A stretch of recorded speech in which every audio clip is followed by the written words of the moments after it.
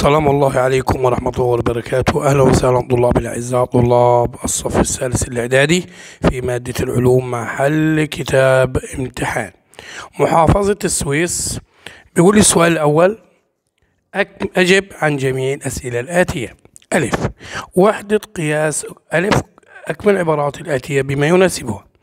وحدة قياس العجلة. وحدة قياس العجلة طبعا نحن عارفينها متر كل ثانية تربيع، أما وحدة قياس السرعة هي متر كل ثانية. 2.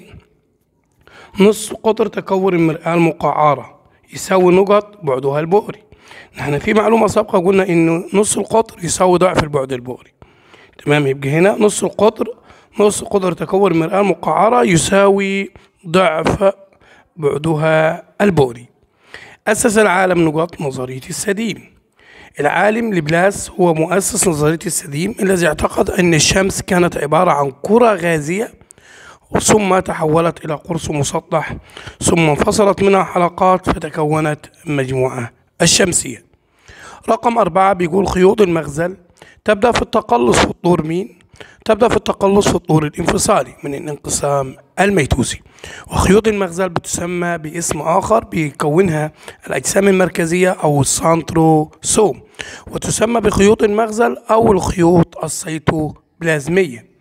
ب بيقول لي ضع علامة صح أمام العبارة الصحيحة وعلامة خطأ أمام العبارة الغير صحيحة. ألف: السرعة هي غير منتظمة.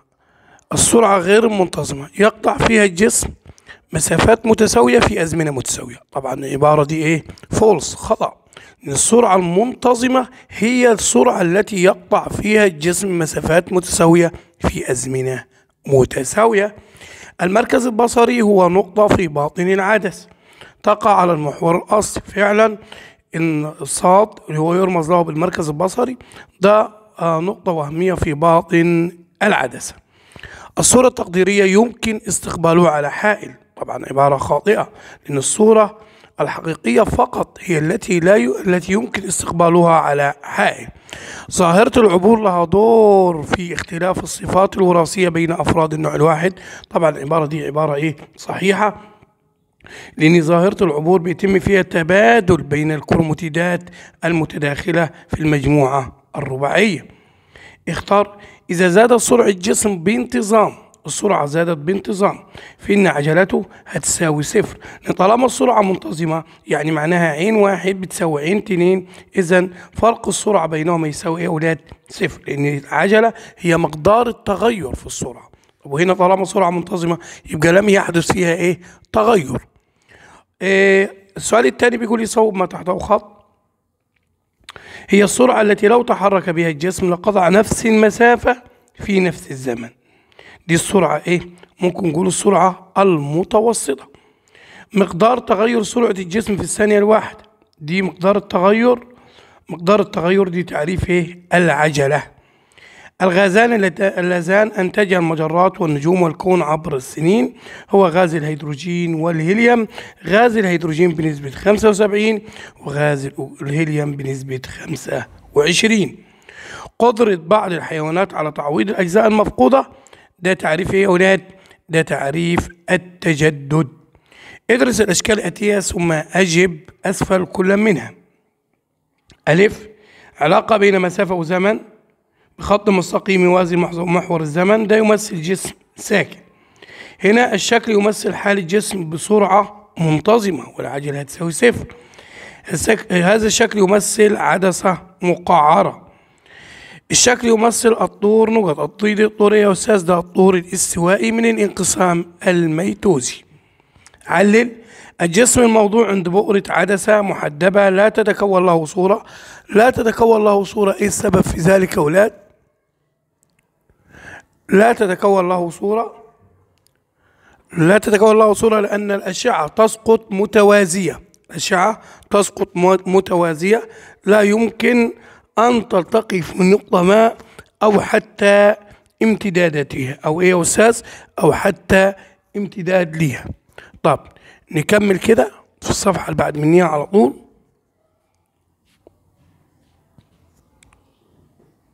السؤال بعده بيقول لي اكتب المصطلح العلمي.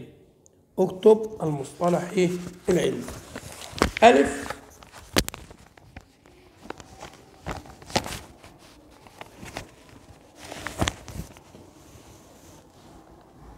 اكتب المصطلح العلمي. تغير موضع الجسم بمرور الزمن. ده تعريف يا ولاد، دي تعريف الحركة. اللي بعد كده بيقول لي عيب بصري ناشئ عن نقص قطر العين. ده يمثل ايه؟ ده يمثل حبيبي طول النظر. نظرية تفسر نشأة الكون من انفجار هائل. دي نظرية الانفجار العظيم. طب التكاثر الأكثر شيوعا في الكائنات الراقية، طبعا التكاثر الجنسي. بيقول لي اختر من العمود ب ما يناسب العمود ألف. نواة الخلية. طبعا نواة الخلية هقول له هي التي تحتوي على المادة الوراثية، يبقى أنا هوصلها برقم كام؟ هوصلها برقم 2. طب بيقول لي القوة هي كمية متجهة. طب ضرب التبانة هي تحتوي على نجم الشمس. طب المسافة هي دائما هتكون أكبر من أو تساوي الإزاحة أو أقل من أو تساوي الإزاحة. لا، أقول له دائما أكبر من أو تساوي الإزاحة. ليه؟ لأن المسافة بحسب كل خطوة بيخطوها الجسم من موضع البداية لموضع النهاية. ستراكشن كروموسومز، مما يتركب الكروموسوم كيميائيا كيميكال. طبعا يتركب من حمض نووي دي ان ايه مرتبط مع بروتين. النقطة بعدها بيقول لك اختر الإجابة الصحيحة مما بين قوسين. ألف بيقول الكمية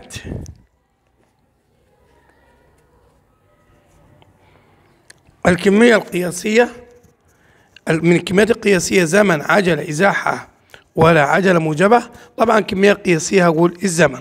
صورة موضوعة أمام الجسم. صورة موضوعة أمام إيه؟ الجسم. صورة الجسم موضوعة أمام مرآة محدبة. دائما هتكون إيه؟ مصغرة. تقع المجموعة الشمسية على أحد الأذرع الحلزونية. تسمى التغيرات الحادثة في الطور نقط للانقسام ما يتوزي بالتغيرات العكسية. طبعا التغيرات ايه في الطور النهائي، في الطور يا ولاد النهائي. طب النقطة اللي بعد كده بيقول ايه فيها؟ بيقول ضع الأرقام الآتية أمام ما يناسبها من الجمل. طبعا هنا بيقول السرعة المتوسطة لجسم خلال 2 ثانية إذا تحرك بسرعة منتظمة 2 متر كل ثانية. أنا هحسب إيه؟ سرعة متوسطة، هو كده عاوز سرعة متوسطة. طب عشان أجيب السرعة المتوسطة لازم يكون معايا المسافة والزمن. طب الزمن ب2. طب هل أقدر أجيب المسافة هنا؟ المسافة هقول له المسافة بتساوي السرعة في الزمن. طب السرعة بكام؟ ب2، في الزمن بكام؟ ب2.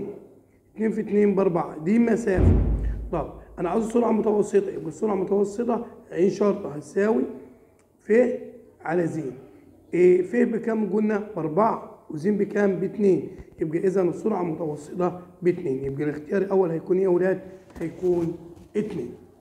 اللي بعدها بيقول يا أستاذ عدد المحاور الأصلية في العدسة. طبعا محور أصلي 1، يبقى أنا أختار 1. طول صورة الجسم طوله 5 سم بين البؤرة ومركز تكور مرآة مقعرة. طبعا الصورة هتكون مكبرة، يبقى 5 هنقول ايه؟ 6. عدد الخلايا الناتجة في المرحلة النهائية للانقسام الميوزي الثاني. طبعا 4 خلايا. ده نهاية محافظة السويس. رجاء من طلاب الأعزاء إنهم يركزوا في الفترة القادمة. سبق تكرارا هنا بننصح الفترة القادمة فترة امتحانات، ينتبهوا للمذاكرة ويجدوا ويجتهدوا، وإن شاء الله القادم خيرا. نشكركم ونلتقي في محافظة جديدة، والسلام عليكم ورحمة الله وبركاته.